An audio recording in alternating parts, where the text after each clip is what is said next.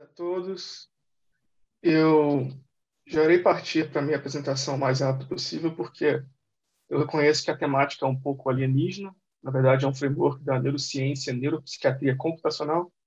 Então, apesar de ser breve, a temática é um pouco densa, tá?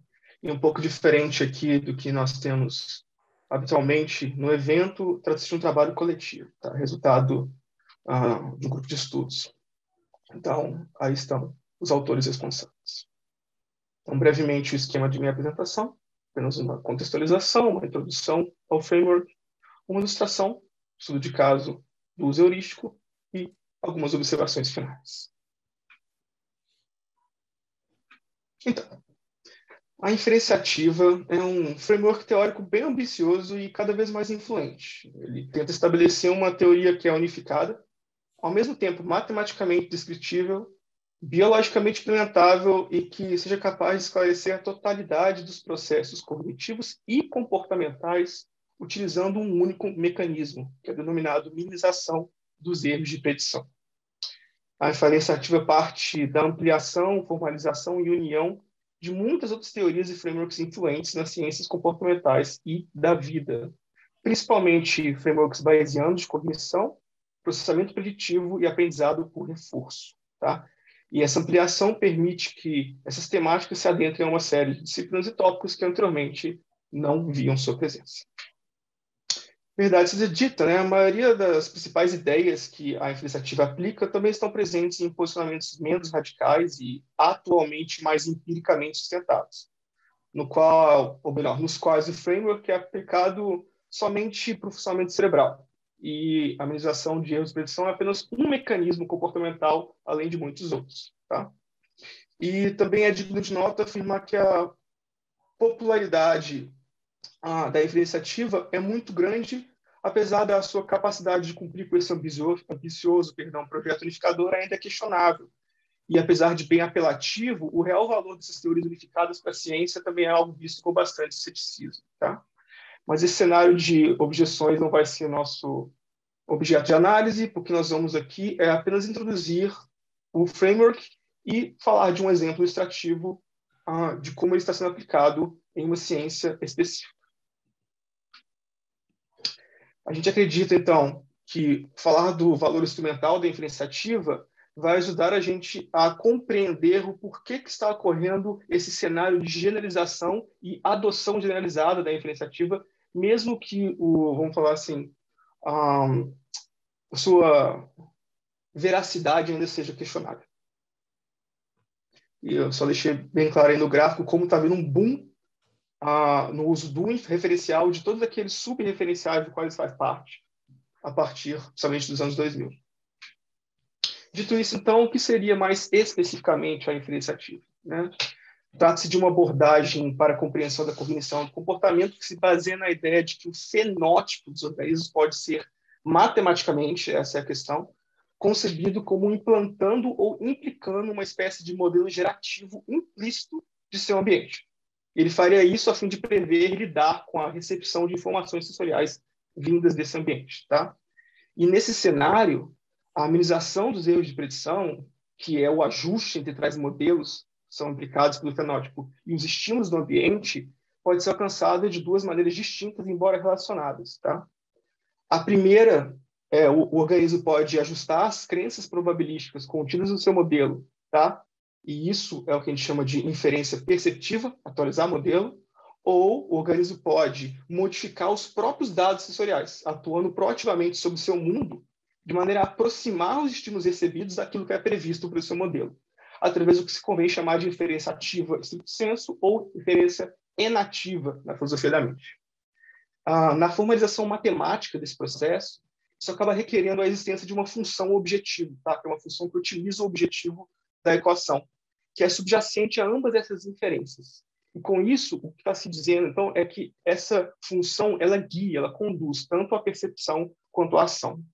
E esse construto é denominado na literatura energia livre variacional, que dá o nome, então, ao princípio da energia livre. Tá?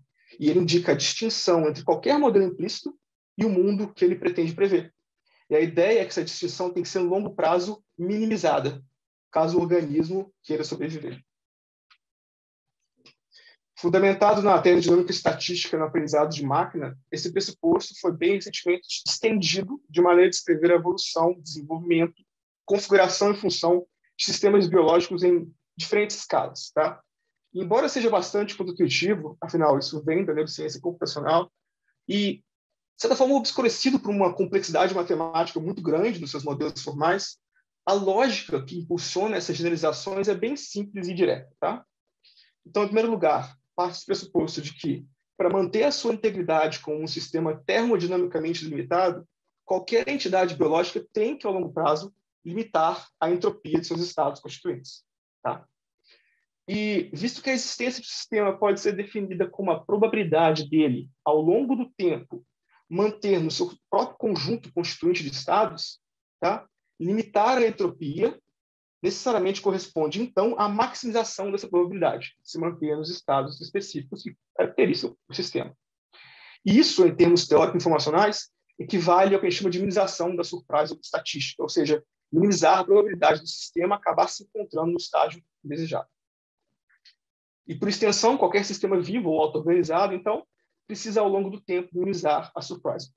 Algo que pode ser alcançado justamente pela minimização de erro de predição, tanto diretamente, tá? Através da inferência ativa, atuando sobre o mundo e saindo desses estados indesejados, quanto indiretamente, na inferência perceptiva, atualizando o modelo para evitar se encontrar em um estágio desejado. Finalmente, esse processo de sobrevivência para a minimização da energia livre pode ser concebido, então, como um processo de otimização de modelos implícitos, tá? Que estimula, então, a adaptação desses modelos através da incorporação das relações causais do mundo nos modelos. Essa lógica permitiu que os proponentes da inferência ativa representassem, então, toda uma gama de processos evolutivos em termos de tarefa de seleção de modelos. Tá? E, com isso, o que esses estudiosos pretendem é oferecer um quadro metateórico, uma metanarrativa, tá? Bastante robusta para o esclarecimento de como os sistemas vivos, então, a fim de limitar sua entropia e evitar a deterioração, acabariam por corresponder ou acomodar de maneira dinâmica, fenotipicamente, a complexidade espacial e temporal de seus ecossistemas. Tá? E, consequentemente, então, para uma bactéria ou uma planta, o exemplo aí, a própria herança biológica incorporada e, de certa forma, estabilizada por sua espécie pode ser, dentro do seu nicho, matematicamente compreendida como um modelo implícito para a familiarização e minimização da sua surpresa. E, de fato, os proponentes da inferência ativa tendem a evidenciar a observação que, para facilitar a sobrevivência e desenvolvimento, muitas, se não todas as espécies parecem herdar, fisiologicamente ou informacionalmente, a totalidade dos mecanismos que precisam para corresponder e remodelar o seu mundo, ou ao menos aprender como fazer. É um insight que, quando aplicado à nossa espécie, então, demanda um novo entendimento do papel dos processos cognitivo e comportamentais na facilitação, coordenação e navegação de nosso meio, incluindo aqui, é claro, os processos de remodelação de nicho, que ao longo da história teriam atualizado, então, como coestabilizadores, tanto dos seres humanos como espécie, quanto dos modelos gerativos que esses seres humanos implicam e o próprio mundo que esses modelos gerativos têm que prever. Okay? E é esse insight que eu vou passar agora, por exemplo, de como está sendo aplicado. Então, uma das principais utilidades heurísticas da inferência ativa parece estar na capacidade dela restringir a forma como pesquisadores podem agrupar seus achados em descrições que sejam inovadoras e biologicamente, psicologicamente realistas, além de, é claro, computacionalmente tratadas. Lembrar que isso vem da neurociência computacional. Os modelos aqui são fundamentais. E um exemplo disso é o recente cenário de renovação teórico-metodológica pelo qual as ciências cognitivas e evolucionistas da religião vêm passando, a menos no que diz respeito aos estudos rituais. E é por isso que eu estou aqui. Essa é a minha área de atuação. Nele, um grupo de proeminentes pesquisadores, principalmente do norte da Europa, tem empregado a inferência ativa de maneira a iluminar seus estudos acerca do desenvolvimento, assimilação e regulamentação de padrões comportamentais. Tá? E, com isso, construindo conexões sofisticadas entre fenômenos em pequena escala, tais como a formação de hábitos, escalas intermediárias, tá? Como a ritualização e modelação metacognitiva, e grandes escalas, principalmente a construção de nicho. Tá. Qual que é o ponto de partida aqui? Esses estudiosos têm enfatizado, tá, a existência na vivência humana de uma correspondência bastante estreita entre os processos de habituação e predição, que é uma coisa que pode soar contraintuitiva, porque, por realçar o seu aspecto repetitivo e reiterativo, a forma como os hábitos, tanto individuais quanto coletivos, são comumente incorporados às teorias comportamentais é através de uma localização desses hábitos numa etapa do ciclo percepção-reação que é orientada retrospectivamente. Ou seja, hábito é intencionalmente orientado para o passado. Ou seja, uma vez que os processos cognitivos de predição parecem ser intencionalmente orientados para o futuro, a maioria dos cientistas tende a trabalhá-los como algo não habitual. Portanto, a explicação para a predição é dada através de processos ou mecanismos cognitivos que impliquem tanto funcionalmente, ou seja, algoritmicamente, quanto implementacionalmente, ou seja, fisiologicamente, uma ruptura com a reiteração habitual. Então, o comportamento parece diferente, os mecanismos de implementação também seriam. Logo, aquilo que se costuma presumir é que mesmo quando os resultados comportamentais mensuráveis são semelhantes, então, mesmo quando o resultado observável seja semelhante, vai sempre existir uma oposição cognitiva entre os processos causais, né, que são os subjacentes à habituação e os subjacentes à predição. Só que, ao presumir a existência de um mecanismo comum que é subjacente à percepção e à ação, aquilo que a inferenciativa parece proporcionar é uma narrativa bastante diferente, tá? Na qual a habituação e a predição ela não apenas seriam processos complementares dentro do ciclo percepção e ação, mas muito provavelmente a predição e a habituação seriam duas facetas, dois lados distintos de um mesmo processo contínuo, tá? E mais especificamente, o que essa narrativa está fazendo é partindo da compreensão de que os seres humanos, tá? Como qualquer outra entidade biológica, matematicamente, eles limitam sua entropia. Ou seja, se modelar o comportamento humano, ele é um comportamento que tende a modelar, de certa forma, a limitar sua entropia, ao preferencialmente habitar em seus nichos circunstâncias necessárias para a manutenção dos seus estados constituintes. Isso que a gente chama na dinâmica de sistemas ergóticos, tá? Então, isso acaba delimitando um conjunto de condições atratoras que estimulam a visitação e revisitação, tá, das próprias situações que possibilitam sua definição como as criaturas que são. Ou seja, a constituição humana acaba tornando os seres humanos seres de hábitos. Ao longo desse processo, então, de habituação, que no seu ambiente é uma habituação de nicho, tá, que é dada pela minimização então, da surpresa estatística, à medida que certas experiências são recorrentemente reiteradas pelo hábito, os nossos modelos implícitos então, ajustariam suas crenças, okay? A fim de prever mais efetivamente a estimulação sensorial ou propiciar proativamente a autorrealização de suas previsões por meio da inferência inativa. Tá? E o que isso resultaria, então, é um efeito de atenuação. Hábito como mecanismo de atenuação, principalmente perceptual, tá? E de realocação de recursos cognitivos. Por quê? Porque os estímulos recebidos do ambiente durante nossas reiterações, eles parecem não mais conduzir ou requerer muito de nossa atenção. E isso faz com que nossa atenção, então, possa ser redirecionada para outras tarefas cognitivas e preditivas mais urgentes ou dispendiosas, tá? E, dessa forma, facilita que a gente se engaje com o mundo, facilita a sobrevivência. Só que, quando se vive em um ambiente social complexo, o sucesso dos processos de habituação acaba dependendo da capacidade de metacognição sobre os eventos culturais complexos nos quais estamos envolvidos, tá? O que, por sua vez, depende do acesso a quadros interpretativos compartilhados, ou seja, depende de você metacognizar a respeito do que o outro faz, quais são as regras do meu meio, o que está acontecendo lá fora. Segundo o tradicionalmente concebido na antropologia, ao longo da história da nossa espécie, a adoção de tais esquemas coletivos parece ter repousado particularmente em interações grupais ritualizadas, tá? Marcados por diferentes níveis de opacidade causal e excitação emocional, características etológicas do ritual. E nesse cenário, conforme as práticas rituais foram aumentando sua complexidade, elas teriam se agrupado em dois polos atratores. A teoria dos modos divergentes do Harvey Whitehouse. Então, de um lado, há atividades centradas na repetição frequente de rituais pouco intensos, só que no pronunciamento periódico de doutrinas, que estariam envolvidas na identificação de grupos, que é uma forma fraca, porém abrangente de identidade compartilhada, que está na base das grandes comunidades. E, de um outro, as práticas caracterizadas por rituais infrequentes, mas bastante estimulantes, intensos e magísticos, tá? Que fomentam a fusão de identidades, que é uma forma de sentimento altamente localizado, mas que é visceral e traz a união entre membros de pequenos grupos. Ela é bem focal.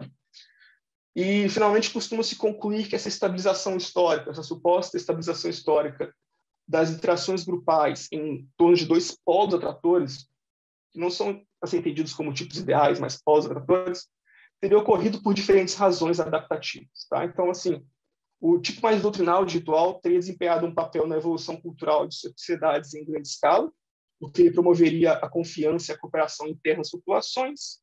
E o segundo tipo, que é mais imagístico, teria desempenhado um papel importante no alinhamento e orientação de pequenos grupos, tá? Dispostos a enfrentar problemas coletivos de alto risco e poucos ganhos, principalmente os individuais diretos. Só que, ao reinterpretar pela interferência ativa os principais achados históricos, arqueológicos, psicológicos e previsões comumente associados a esse esquema bipolar de entendimento, o que o atual cenário das ciências cognitivas evolucionistas da religião tem feito é direcionar sua atenção à capacidade da ritualização, reorientar a metacognição individual.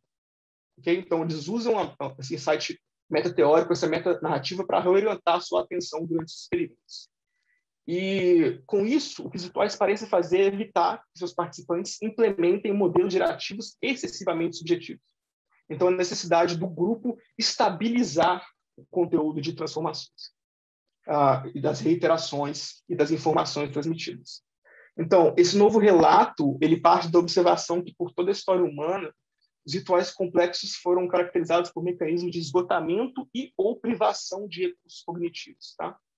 Que parecem impactar nossos processos atencionais e executivos, de maneira a modular a subjetividade comportamental, e, dessa forma, facilitar o compartilhamento de experiências, interpretações, narrativas. A forma mais direta de fazer isso é se sustentar na exploração de alguns aspectos neurocognitivos das práticas mais magísticas que esgotam os recursos atencionais e executivos dos participantes. Tá? E, dessa forma, impedem os participantes de utilizar informações sensoriais do próprio evento para atualizar os seus modelos gerativos. Tá?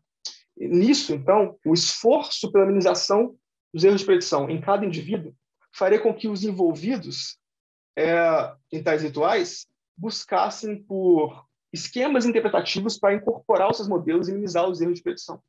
Só que isso tende a acontecer apenas no final do ritual, quando são oferecidas representações visuais, especulações, narrativas coletivas ou interpretações oficializadas de uma autoridade. Alguns dos exemplos de ritual que seguem esse caminho são rituais extremos, tá? Mas, de forma rigorosa, o impacto dessa forma de ritual está em quase todos os tipos de ritualização, porque o desempenho das práticas rituais é geralmente cercado por expectativa e demanda cultural muito rígida, tá? Que pode ter 2 minutos, né? Modular a regulação emocional. Sim, peço desculpa, tem de facto 2 minutos. 2, 3 Ok, minutos. obrigado. Já vou chegar às minhas conclusões. Obrigado. Então, a prática ritual ela é cercada por expectativas e demandas muito rígidas que modulam e regulam emocionalmente os participantes e até mesmo os observadores, tá? Além de reprimir a realização de inferências ativas não autorizadas. Então, quando algo parece estranho, o ritual é tão rígido que você não pode modificar, ok? O indivíduo não pode atuar sobre o seu mundo para trazer controle durante o ritual. A segunda forma mais complexa de fazer isso é sustentar na exploração de recursos cognitivos que possibilitam que expectativas coletivas pré-induzidas, ou seja, modelos gerativos prévios, dominem a própria experiência dos participantes e impeçam que eles processem informações que conflitem com tais esquemas durante o ritual. Tá? A ilustração mais direta disso é a privação sensorial, o uso de enteógenos, né, psicoativos, além de escuridão e muito som, porque isso acaba diminuindo o nosso acesso de informações para detectar erros nas nossas previsões. Tá? Só que existem vários outros casos onde isso acontece, pelo menos em escalas menores. Então, por exemplo, os curtos, mas constantemente reiterados períodos de reclusão durante a doutrinação religiosa ou secular em templos, escolas e similares. Tá? além de outros tipos de rituais, como, por exemplo, as autoridades. O estudo já vem demonstrando, por causa, por exemplo, de vieses, que eles costumam chamar de vieses epistêmicos, de que quando estamos à presença de autoridades, nós tendemos a reduzir nossa detecção de erros. Algum tipo de viés de autoridade, ok? Então, aparentemente, ao longo da história, esses mecanismos podem ter causado processos de aumento da suscetibilidade dos indivíduos a sugestões culturais, coordenados à sua própria subjetividade. Então, chegamos aqui nos últimos 2 slides. Então, por fim, então, no que diz respeito à estabilização histórica das interações grupais atualizadas, essa nova versão ia sustentar, então, que isso teria acontecido por causa da própria forma como a influenciativa fornece as condições necessárias para a existência das entidades biológicas. Por quê? Porque se os grupos inteiros podem ser matematicamente modelados como sistemas auto-organizados, então a sobrevivência dos grupos dependeria da minimização da surprise. E essa surprise é alcançada pelos seus indivíduos minimizarem os erros de predição individuais. Tá? Logo, o desenvolvimento e disseminação de quadros interpretativos compartilhados passaria a ocupar uma posição central e talvez essencial na evolução humana, visto que teriam sido esses quadros que, em escalas mais amplas, dariam espaço para a evolução cultural de modelos distribuídos de mundo. E ao que tudo indica, seria isso que teria possibilitado que os agentes como indivíduos, uma população como um indivíduo, pelo menos matematicamente, atuasse sobre seu mundo, ok? E, com isso, isso quer dizer que populações humanas puderam adaptar e, de maneira relativamente otimizada, trazer as suas causas ecológicas, as suas expectativas compartilhadas e vice-versa, suas expectativas compartilhadas, as suas causas ecológicas. Ou seja, a influenciativa parece, então, anunciar que foi apenas através da ritualização de grupos que, ao longo da história, os seres humanos puderam realizar aqueles processos de construção de nicho e, com o tempo, moldaram e possibilitaram seus próprios ambientes de sobrevivência e adaptação individual. Tá? Então, consideração final, rapidamente. Para conseguir compreender a cognição e o comportamento, os cientistas aparentemente necessitam de uma certa metanarrativa, e é razoável que quando qualquer candidato desse surgir, ele vai ser incerto e exploratório. Então, a inferenciativa não seria diferente de outros candidatos.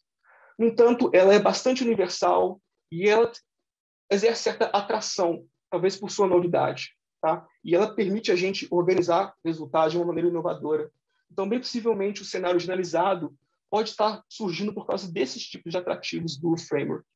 E a gente acredita, então, que seria melhor observá-lo, então, como uma ferramenta heurística, pelo menos atualmente, pois os dados empíricos para sustentá-lo ainda são muito poucos.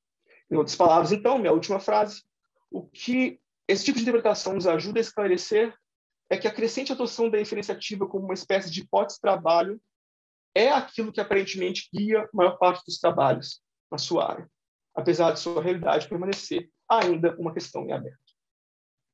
Obrigado.